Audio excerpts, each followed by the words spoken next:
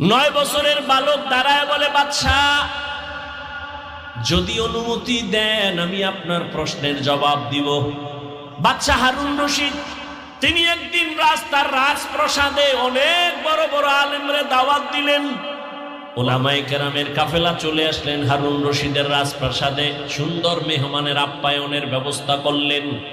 উলামায়ে কেরাম আপ্যায়িত হলেন, সব খাইয়ে লইয়া রাজপ্রাসাদে বসছেন। বাদশাহ হারুন রশিদ শুধু রাষ্ট্রের নেতা না, আল্লাহর প্রিয় একজন বুজুর্গ মান্দা।